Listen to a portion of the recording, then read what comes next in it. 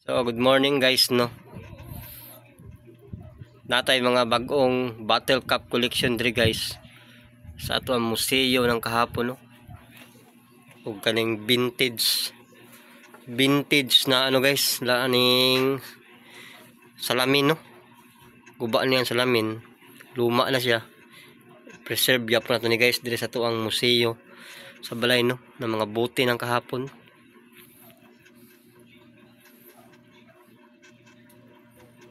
Bote ng kahapon.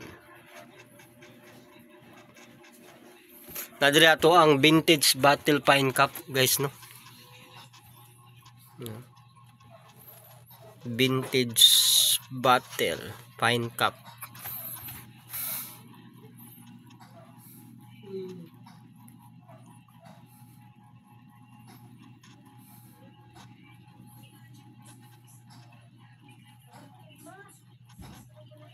Ito guys, luma guys, oh. Takip ng royal guys. Pati patina ng kalawang, no. Luma siya. Ito guys. Ito siya guys, oh. Ito yung ano niya, takip. Yan siya.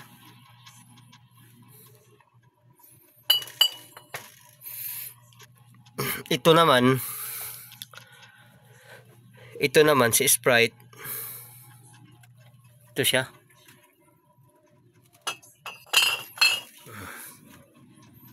Yan yung original na takip niya guys. Sprite.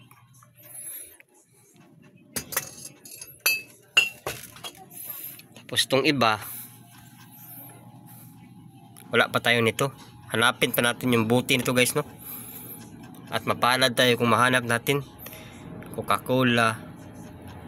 Luma na to guys. Lalo sa ganito guys, oh. Luma talaga, vintage talaga guys. Preserve natin ito guys sa ating museo ng mga bote ng kahapon, no? Ito yung pangalan ng museo natin guys, bote ng kahapon. Mga vintage pine cup. At ibang uri ng mga 8 ounce Coca-Cola, no?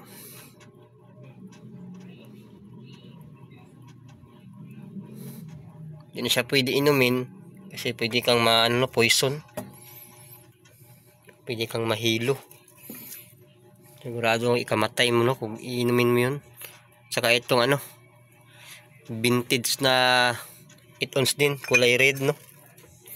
Maraming klase yan guys. Meron pa ito guys, oh. Ito yung mga hindi mint condition, no. Meron tayong mint nito. Ito.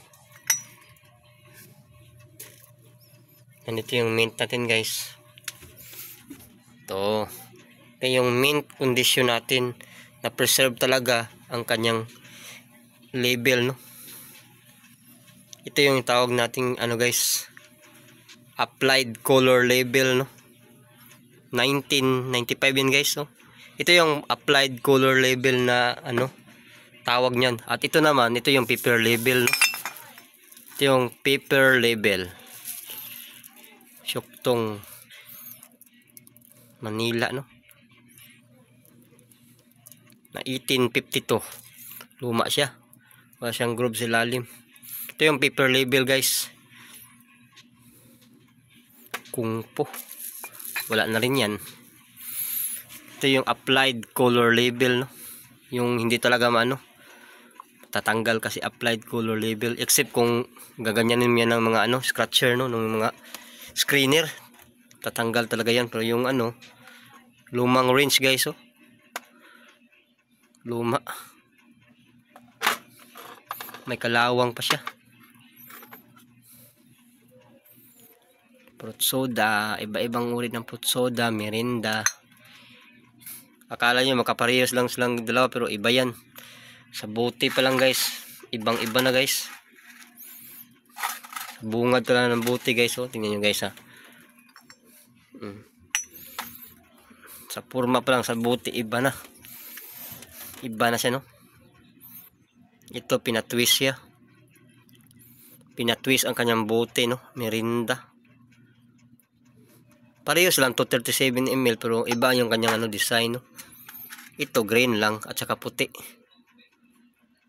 At ito green at saka puti, pero medyo ano, may dilaw.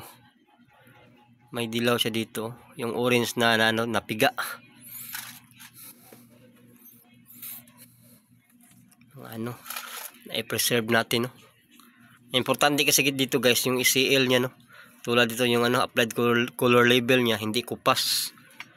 At saka na-preserve talaga ng maayos, no.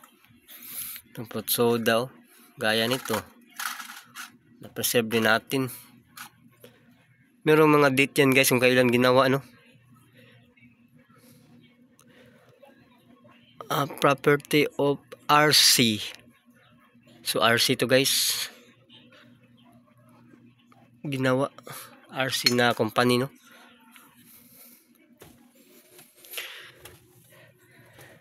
Merinda, meron din tayong merinda na may laman. Ito yung original content, no. May laman siya, no. May laman siya. At tabi muna natin tong maliliit, no. Ito yung bago. Bago-bago pa to guys. Ito yung bago na merinda. Iba, no. 237 yan, pero iba. Sa bote lang natin tignan natin guys, oh. Ito parang bote ng ano, Pepsi, no. Tapos ito, wala siyang twist. Ano lang siya. Ito may twist, so tatlong klase ng merinda guys. At meron pang isang merinda nito guys.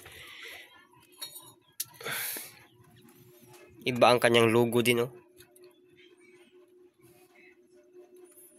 37 ml, pero iba ang kanyang logo at design. Meron tayong Cobra. Ito bago pa to, 2000s. Ayun lang ayun lang na henerasyon, 2019, 18. Sting, nag-collect din tayo ng Sting, no.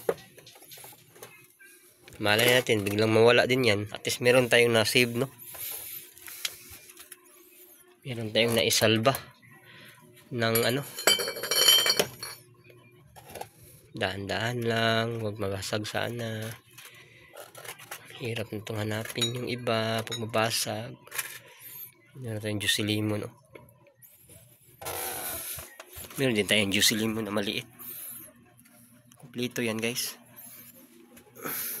Dito nyo lang yan guys makikita sa ating museum, no, ng mga bote ng kahapon. Vintage bottle pine cup. Yan ang tawag niya guys sa takip. Mga lumang ano, no, takip, no, pine cup. So hanggang dito lang tayo guys, no. Kasi maglalaro pa tayo ngayon ng itball pool, no. Ito yung ating ano, bote ng kahapon sa ating museum sa bahay.